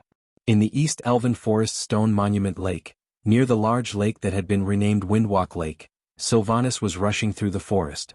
That bastard Duque. He has no self-awareness as a Grand Duke. Every time I want to find him, I don't know where he is. Sylvanas was full of complaints. With the surrender of the orcs and the restoration of the Stormwind Kingdom, Duque's title of Grand Duke suddenly became true. As the price for poaching the Windrunner family from Kuel Salis, Duque gave a large piece of land to the 3 Windrunner sisters. From the moment she got the land back, Sylvanas became an official countess of the Eastern Twilight Forest. Sylvanas did not even get to enjoy the luxury and happiness of a noble for half a day before she was immediately shocked by the tragic state of her fief. Night Town had to be rebuilt and more than 1,000 people had to be settled. It was said that there were more than 3,000 people of Night Town in Hillsbrad, anxiously waiting for the ship to arrive, and rushing back to their former homes for the winter. After knowing what the new year meant to humans, Sylvanas was frantic. She had complained to Duque before, but Duque had dismissed her with the rule that a lord could not directly deal with the people of the lord under him. Now the complicated internal affairs were driving her crazy. Who knew that when she got close to the hot lake, her sharp ears would suddenly prick up, and she would hear some terrible sounds. Ah! His sister's sweet murmurs made Sylvanas blush to his ears. Bastard. Here in broad daylight. No matter what, Sasha was still her third sister. Sylvanas was also depressed to death. Ever since the kiss in front of everyone at the Door of Darkness, his eldest and third sisters had completely fallen for it. She would not become infatuated, but staying with her sisters and hearing them talk about Duque all day, Sylvanas was really annoyed. That was why she dragged her fourth sister to the Twilight Forest. They had wanted to wait for Sasha to finish her business, but half an hour had passed, and there was no sign of her stopping. Queen Sylvanas could not take it anymore. She shot a whistling arrow in an obvious arc and hit the surface of the lake, causing water to splash everywhere. Chapter 579. 5 minutes later, a neatly dressed Duque stood in front of Sylvanas and explained guiltily, I accidentally found a hot spring. Hot spring my ass. What kind of reason is that? Queen Sylvanas was exasperated. What she couldn't take the most was that her elder sister was there too. So her elder sister had already been defeated and was lying dead on the round rock beside the hot spring. Now, her elder sister was so nervous that she looked like a little girl who had done something wrong, and kept playing with her fingers. Give me a reason. Why are you so idle, Duque? Don't you know that millions of people in Stormwind are waiting for you to show off your internal affairs abilities? Are you going to let down King Euron and Marshal Lothar's expectations? Could it be that this is the true nature of the Alliance's hero, Duke Marcus, that I have high hopes for? After spitting out those words, Sylvanas felt much better. She didn't even realize that she seemed to be exasperated at his failure.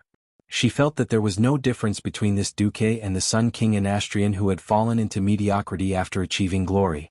For some reason, although she was happy to see her sister and Duque getting along, she still felt a pang in her heart.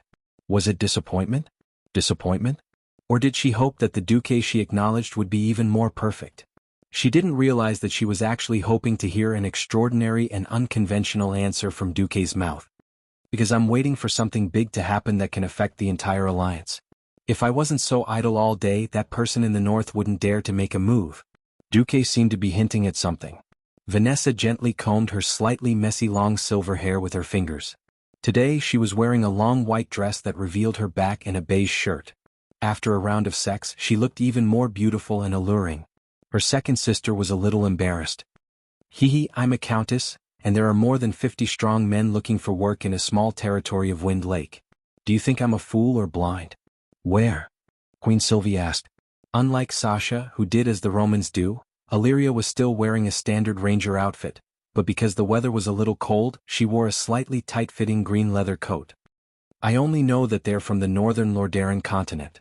They all had very good excuses or cover-ups, but unfortunately, none of them knew that third sister and I could easily hear conversations from 1,000 meters away. Is it serious? Servana subconsciously weighed her quiver. Ever since the end of the war, she could hardly find a use for her bow and arrows.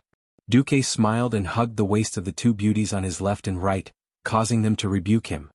It's not the kind of battle you think it is. It's meaningless to get rid of these spies. In any case, what they wanted to confirm was that I won't interfere. It just so happens that I'm willing to spend some time with Aurelia and Sasha. What is it? Looking to the north, Duque sneered, a war without smoke, swords and magic. Damn it. It's politics and schemes again. Servanas knew that it had nothing to do with her. Or rather, it had nothing to do with the Windrunner sisters. In fact, in the game's history, if she hadn't experienced that tragic death, Servanas wouldn't have awakened her talents for schemes. At this moment in time, she was still the slightly rebellious Windrunner ranger who loved nature and beautiful things. No. Actually, this has something to do with you. Duke wagged his finger a little proudly. Do you think it's comfortable to live in a wooden house built on the ground and made of chopped wood? Are you happy? Duke's words not only poked at the softest spot in Servana's heart, it also poked at the hearts of the two sisters. With Duque there was love and many things they began to learn, get used to and overcome. It was something that lovers of different races and habits had to face if they wanted to be together. They would endure and compromise, but that didn't mean that they would be truly happy. As elven rangers who loved nature, only the beautiful treehouse and the lush forest were their true loves.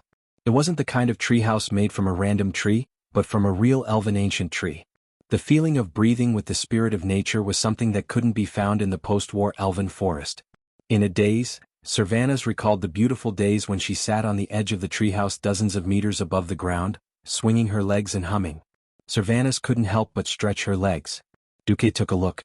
Yes, the legs were slender, with a graceful arc from the calves to the knees, and then to the thighs, showing off the roundness of the legs. Apart from fourth sister, whose body was still not fully developed, the long legs of the three Windrunner sisters were all devilishly beautiful. Duque only glanced at Sasha's slender legs, and then glanced at Aurelia's even more voluptuous breasts. He quickly looked away. No, if I become impulsive and become a beast, even God can't save me. Duque knew very well that Servanas didn't have any special feelings for him now. Duque sighed and stopped teasing them. The Tree of Life. When he said the word, the eyes of the three sisters shone brightly, starry-eyed. If I can get Alexstrasza to owe me a big favor, I can get a Tree of Life while maintaining my current close relationship with the Crimson Dragon Legion. That was Alexstrasza, the life giver. The great existence who created the world tree. If it was her, it wasn't impossible. The three sisters couldn't help but fall into a dream of a better life. Aurelia was the most clear-headed. She was the first to react. It's not easy to make the Red Dragon Queen owe you a big favor, right? Generally speaking, there's nothing that can make them owe me such a huge favor. But he's different. The corner of Duque's mouth curled into a smile. This smile was a little sneaky. For some reason, Sasha really liked Duque's naughty smile. Speaking of which, the big thing that happened recently is that Lord Davar Prester who appeared out of nowhere in Alterac, right? Sasha asked. Yes, it's him. Duque's eyes shone with a fiery light. This mysterious lord's appearance could be written into a legendary novel. His territory in the deep forests of Alterac was burned down by the Red Dragon army, which was still controlled by the Beastmen. Just a week ago he actually had the ability to cross the mountains with a servant, pass through the destroyed mountain paths, and cross many canyons to reach Lordaeron. Chapter 580. In fact, in late November, when news came from the south that they had won the battle and the dark portal was completely sealed, the entire northern continent, Lordaeron, was in an uproar. This did not only refer to the people's uproar, but also the political level.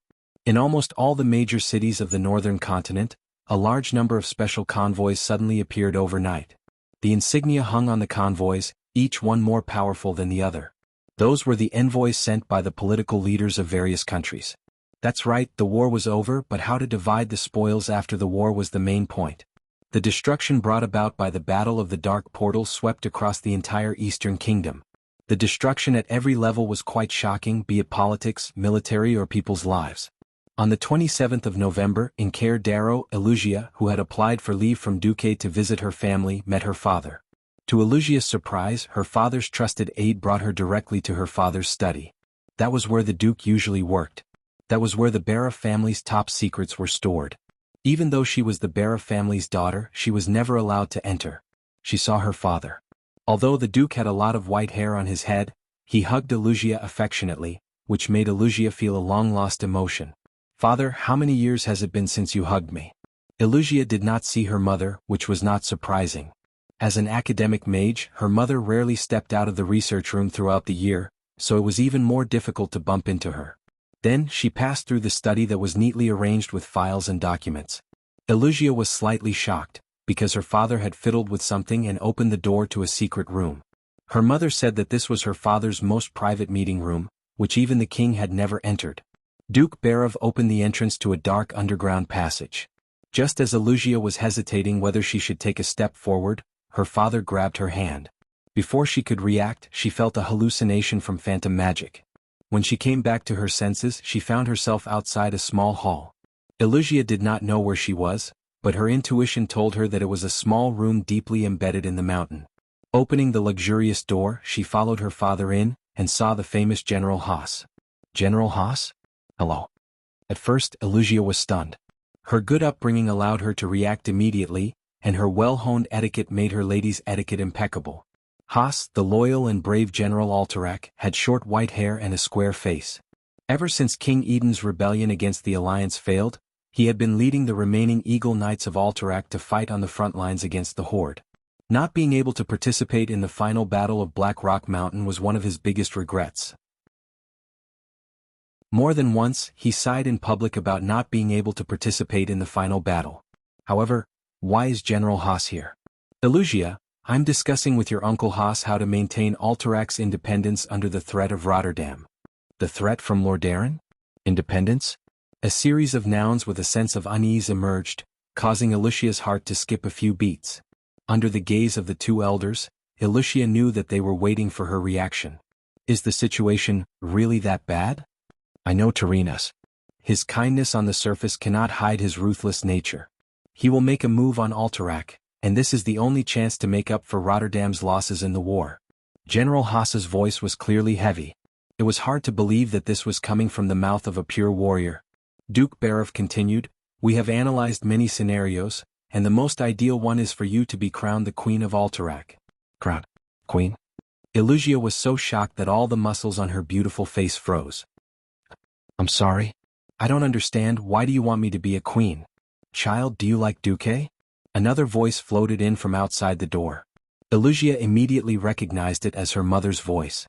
Duke Barov and Haas were not surprised by Janice's entrance. "Duque? Which Duque?" Elugia lowered her head in panic, not daring to look her mother in the eye. "There is only one Duque in the Alliance." Janice did not give her daughter a chance to play dumb. The elegant Duchess's smile was a little bitter. "Because only Grand Duke Marcus can save Alterac from the fate of being annexed. They hope to make you the Queen of Alterac when the bloodline of the Alterac royal family is cut off. That way you will have enough status to marry Duque." Duke Barov continued, "I know that the Queen of Alterac is not very valuable, but for a Grand Duke it is just right. If the marriage is successful, then Stormwind's army will not be completely withdrawn.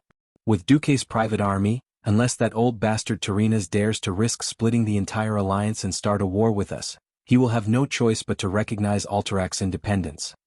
"No, Elugia subconsciously wanted to refuse, but was interrupted by her mother. "Little Elugia, do you still remember when even our family could not protect you? Whose knight was it who threw an iron glove at the face of that shameless bastard from Lordaeron? Illugia could not help but laugh. That's right, it was Duque. Recalling that scene, Illugia's heart was suddenly filled with warmth. This was a warmth that she had never felt in her own family. Duque and Miss Aurelia have already, and Miss Windsor. In fact, Illugia did not even know how to describe Duque's messy affairs. Duke Barov said, "That's not important. The relationships between high elves are often messy. The important thing is that the human world only recognizes marriage between human high nobles."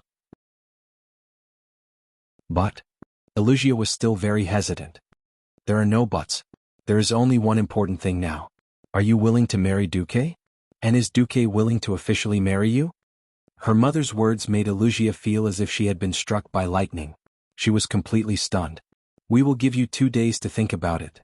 At this time, the higher-ups of the Barra family did not know that in just 2 days, their plans were all in vain.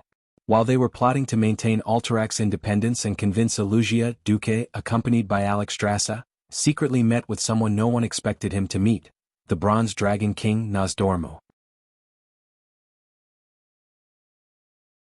Chapter 581. Duque was elated because he had finally defeated the orcs and allowed Lothar to escape his fated death. The well-being of a close friend was more important than anything else. Think about it, the wise Ryan Rin who never tripped anyone up, and the devoted Anduin Lothar. How much help would their safety bring to Duque's future plans? Duque was very unhappy because the system had given him a terrifying notification that was comparable to a magnitude 10 earthquake. Congratulations, host. You have become an important member of the Azeroth, a special existence crowned as a hero. However, because you have repeatedly saved important people who could influence the course of time and space, the similarity between this world and the world of Azeroth that you are familiar with has decreased. The current similarity is 76%. Warning. Warning. Your modification of the course of time and space has exceeded the critical point allowed by the Bronze Dragon Clan. The Bronze Dragon Clan from the future is likely to launch a correction attack against you. At this moment, Duque felt a pain in his balls. How could I have forgotten about these guys? The Bronze Dragon Clan in the world of Azeroth was a typical neutral clan. Most of the time, the Bronze Dragon Clan would not do anything because they were given the responsibility of the Creation Titans to be the guardians of time and history. Duque still remembered that he had participated in several major battles in the game.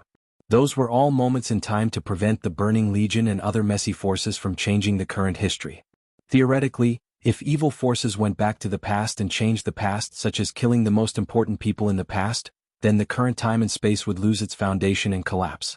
Protecting history was to protect his current existence. Alright, Duque had a good time fighting bosses in the past. He really did not think that he would be targeted one day. What if the future Bronze Dragon Clan saw Duque as a scourge that would destroy history? What if the Bronze Dragon Clan attacked and killed Duque and the people around him? What if the future Nosdormu came to take Duque's life? Duque didn't know what the result would be. Unfortunately, even if he used his toes to imagine, he would know that something bad was about to happen. An unprecedented thirst for power welled up in Duque's heart. To the powerful and massive Bronze Dragon Legion, he and his forces were no different from ants. If he had the power of Medivh at his peak, with the natural stronghold of Karazhan, he would turn Nosdorm into a specimen if he dared to come. But now, Duque would never allow a bunch of idiotic bronze dragons who only knew how to correct history, to restore what he had built with his own hands. If everything was reconstructed according to history, his subordinates, Windsor and Van Cleef, would die first, followed by Lang and Anduin, and then Illugia. What Duque could not accept was that Aurelia would have died in the expedition to Northrend a few years later. Could he accept it? Whoever accepts it is an idiot who gave birth to a son of AB*TCH. In the empty room, Duke cursed in one breath, feeling much better. Fortunately, he had the system. Otherwise, when the bronze dragons came to his door, Duque might still be in a daze. After venting his anger, Duque began to sober up. He began to carefully analyze the cards in his and the bronze dragon's hands. He seemed to have some ideas, but it was not enough. No, before I become stronger, I have to buy some insurance. Duque sent a magic message to the Red Dragon Queen. Yo, Alexstrasza, how have you been? Oh, Duque. My side is still the same. I heard that you won, that's amazing. I almost thought that without the support of the Red Dragon Legion, you wouldn't be able to win against those damned green-skinned creatures. Alexstrasza's face was full of surprise. They're just green-skinned creatures, I can do whatever I want. That's right, Zuluhid, who was responsible for enslaving you and your people, was also killed by us. Well done. The queen gave Duque a thumbs up. By the way, why are you looking for me? Can't I look for you if I don't have anything? You asked me to drink with you? The queen's yellow pupils shone with a shrewd light. Duque's expression turned ugly, because he remembered this guy's terrible drinking behavior. Love in the chest. Tui tui tui. It's so boring to just drink. I actually found something, but I'm not completely sure. I'm less than 50% sure. Your thing is, when Duque finished telling Alexstrasza, the Red Dragon Queen turned pale with fright. She said seriously, this is definitely not a small matter. Even if it's only 50%, it's already very high. I'll go call them. Under Duque's guidance, Alexstrasza first went to the Queen of Dreams, Isra, and then to the King of Magic, Maligos. Finally, she contacted Nozdormu. Almost as soon as Isra's emerald dream connected to the bronze dragon's nest in the desert, Nozdormu let out a deafening roar. Duke Marcus, what the hell did you do? In the face of this sudden roar, Best Actor Duke and the other 3 Dragon Clan onlookers had the same expression. Dumbfounded. The actor's expression was so real that Nozdormu, who didn't have the ability to eavesdrop on the other party's thoughts, was a little stunned. That's rude, Nozdormu. This time, Duque discovered a very important new situation and came to report to us. What the hell are you doing? Or did Duque really do something? Although she said that, Alexstrasza transformed into her dragon form without hesitation, almost completely blocking Duque. Looking at the dumbfounded Duque, Nozdormu started to doubt the information he received from the future.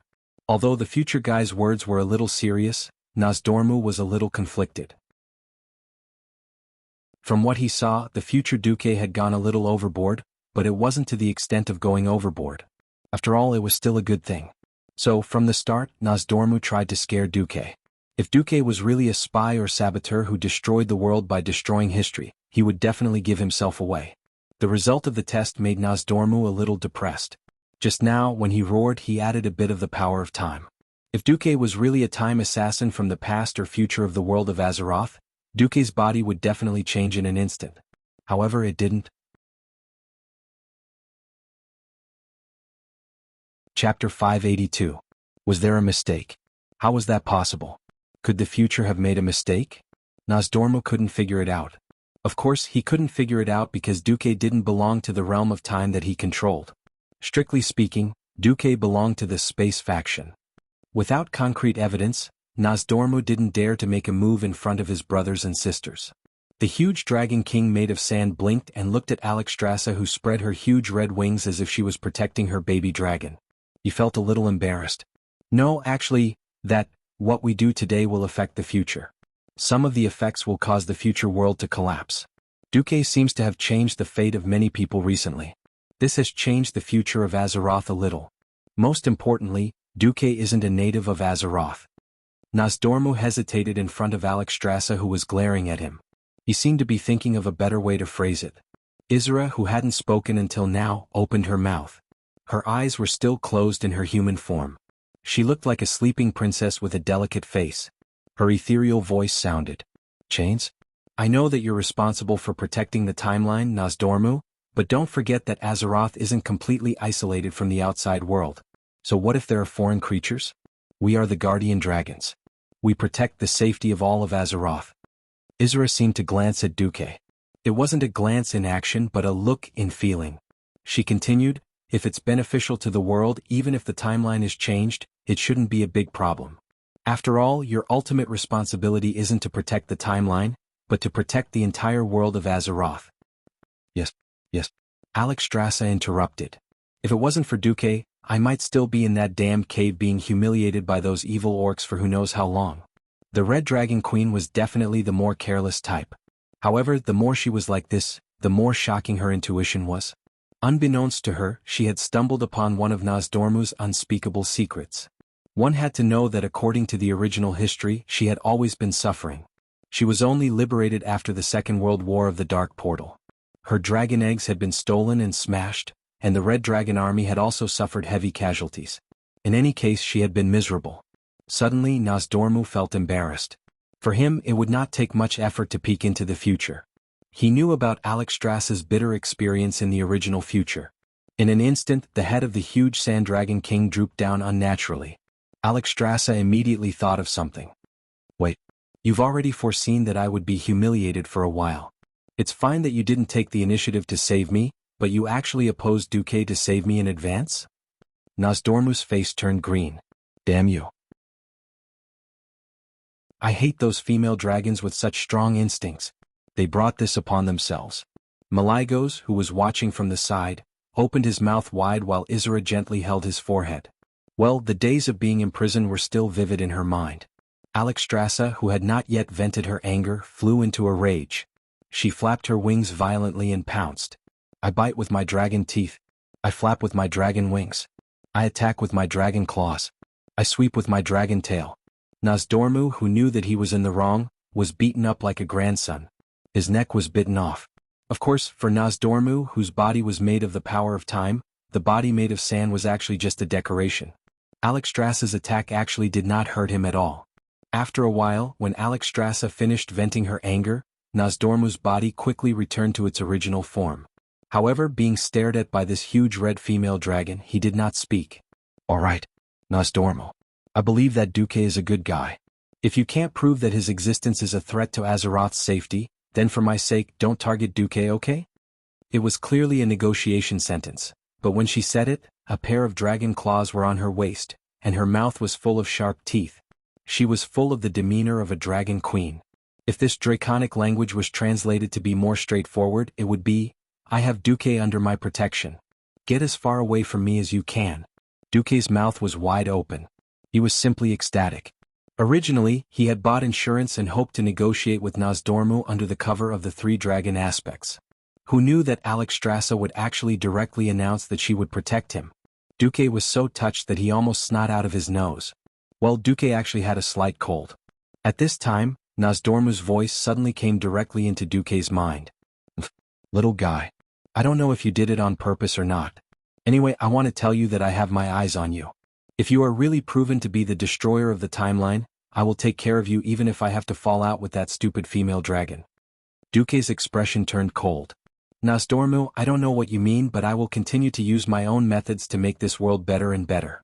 I will also resolutely resist the evil forces that invade the world of Azeroth, such as the Burning Legion. Nozdormu's huge illusory dragon head let out a cold snort in Duque's mind. Duque's expression changed. His entire mind felt as if the earth was shaking. Alright, I will bear with it this time. When the time comes, when the future Nozdormu goes crazy and chases after you, don't come crying and begging me. However, thinking about it, it was also a tragedy. An entire army, the Bronze Dragon race that protected the timeline for tens of thousands of years, this magical race that could travel through time, gradually became extinct. They were all killed by their darkened selves that came to their future and endless possibilities. The darkened ones killed those that were not yet darkened. Those that were not yet darkened, after killing their darkened selves, they also darkened. Then they returned to the past and were killed by their darkened selves. This seemed to be an eternal cycle of death. It was definitely an endless tragedy. Because people could not see the future clearly, they had hope for the future. However, because they knew the future, they were completely hopeless about it. Duque sighed in his heart. If I wasn't a transmigrator who successfully reversed history, perhaps I would have gone crazy and darkened if I encountered such a situation. But now, Duque smiled and extended his right hand to Nozdormu. I believe that the future will get better and better, right? After saying that, he raised a platinum plate that only had 1/5 of its original size left in his hand. Dear, do you want to shake my hand? Chapter 583. When Duque returned after dealing with the 4 dragon aspects, he was just in time to see the victorious Alliance army pass through the Elven Forest. To be precise, the Dark Portal closed on the 15th of November. After leaving behind the Stormwind Griffin Legion, the Dwarven 1st Infantry Division, and the 1st Mechanized Division, the remaining 200,000 soldiers turned back. When they first arrived, the army could only fight their way south. After crossing the Sodder Bridge that separated the northern and southern continents, they had to bitterly pass through the wetlands, Loch Moden, Barren Land, Scorching Canyon, Burning Plains, Red Ridge Mountain, Swamp of Sorrow, and finally arrived at the Cursed Land. After passing through the Swamp of Sorrows and the Red Ridge Mountain, he would then turn west and cross the Elven Forest. After that, he would be able to board a refugee ship from the destroyed Stormwind City to South Shore. The people of Lordaeron and Gilnis, on the other hand, chose to go straight to the South Flow coast. When they passed by the eastern elven forest with fertile soil and lush foliage, when they heard that this place was actually the fief of the three Windrunner sisters, regardless of whether it was the humans, the dwarves, or the elves of Kuel Salis from Aurelia's maiden family, all of them were shocked and envious. Big sister, when we first heard that you gave up your position as the Ranger General of Kuel Salis and joined a human Grand Duke, we all thought that you did it for love. Even though he had been promoted to Ranger General, Hadgeron Mingi was still a junior to Aurelia. Yeah. It turns out that being willing to sacrifice everything for love is just a lie. Rothelma Theron stood on the hill with her hands on her hips. She looked at the majestic and vast forest in front of her and felt a little unhappy. He had only managed to become a general, but on the other side Aurelia had already found a good doc. In an instant she was equivalent to a Grand Duke. Aurelia was the Countess of the Eastern Elven Forest. Her fiefdom. A third of the Silvermoon Council's members added together was about this number. At this moment, the Elven Rangers of Quell, the Loss almost had the urge not to go back, but to change sides and follow Illyria. I didn't think that Duque would really give me such a large territory. I thought it would be nice to have a small village. Aurelia was embarrassed. Cough cough. The faces of the Kuel Salis elves darkened. How did you get to this point so easily? For thousands of years, countless counselors in Kuel Salis had racked their brains and used all their power to squeeze into the Silver Moon Council just to get 100 or 200 acres of land. Duque facepalmed. Darling, don't you know that acting tough is the deadliest? Alright, I'm not afraid of you being arrogant. I'll give you full marks for this. Anyone with a discerning eye could see that this had nothing to do with her being Duque's woman. This was the reward she and her Windrunner family had received for supporting Duque ever since the alliance was formed. On the other hand, the four sisters had personally killed more than 10,000 tribes. Such a magnificent battle record left the bystanders speechless. But isn't this too good? The fief was hereditary. Unless they committed treason, the king had no right to take back the fief. To put it bluntly, in 100 years, when the royal family weakened and wanted to become an independent country, the royal family wouldn't be able to say no. Of course, no one knew that Lang and Anduin had made the decision to let Duque be independent even if he wanted to. Every elf had an envious look in their eyes. Without comparison there would be no harm. Looking at Aurelia's fief of more than 10,000 square kilometers, the Rangers of Kuel Salis all suffered more than 10,000 points of psychological damage. No, please allow me to record a video with a magic crystal.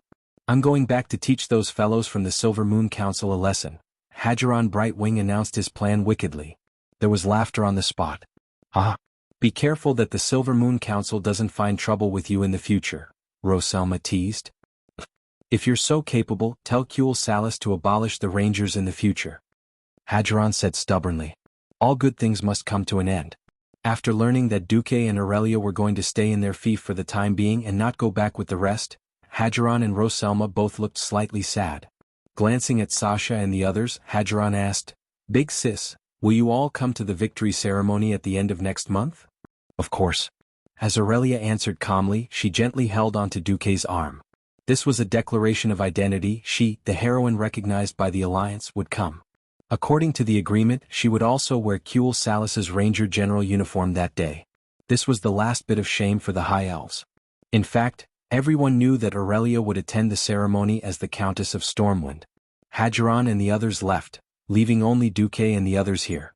After returning to Karazhan and dealing with Khadgar, who had become as clingy as a puppy due to loneliness, Duque had a rare leisure vacation. He could do some shameless things with Aurelia and Sasha from time to time. They had been at war for almost 2 years. During the war, the future of the entire alliance was on their shoulders. There was no way they could relax. Now that they finally had a break, Duque naturally took this opportunity to relax. To the politicians of the northern kingdoms, what they were most worried about did not happen. Duque, the most influential person in the entire alliance, did not seem to have any plans to interfere with the situation in the north. Country bumpkins will always be country bumpkins. He's probably so happy that he's forgotten who he is after seeing his huge fief. But that's fine. Many politicians thought the same. Then, on the 30th of November, an unexpected messenger came to visit. The messenger was Alicia's mother, Janice Barov. Welcome, Lady Janice. It's a pleasure to meet you, Duque. Thanks to the Barov family's help when the Stormwind refugees first arrived in South Sea Town, as well as their conversation, the two of them were not so distant. She seemed to know that Duque was not the kind of politician who liked to beat around the bush, and also knew that the family's thoughts could not be hidden from this terrifying young man in front of her. After some small talk, Lady Janice went straight to the point. Janice took a sip of black tea. She was slightly surprised that she could drink such authentic Lordaeron black tea in Stormwind, which had just started to rebuild. Duque, do you know the situation in the north now? Tyrrhenas is likely to use this victory ceremony as an opportunity to find a way to get his hands on Alterac. Duque smiled slightly. Are you talking about Lord Davor Prister? That you're tuning in to the Han Lee's Wuxia Chronicles YouTube channel. We're so grateful for your support, and don't forget to subscribe to join us on this incredible journey through captivating stories. Your generosity through donations truly makes a world of difference, as it's the primary source of revenue that allows me to expand and enhance this channel for you. Thank you from the bottom of my heart for being a part of this adventure.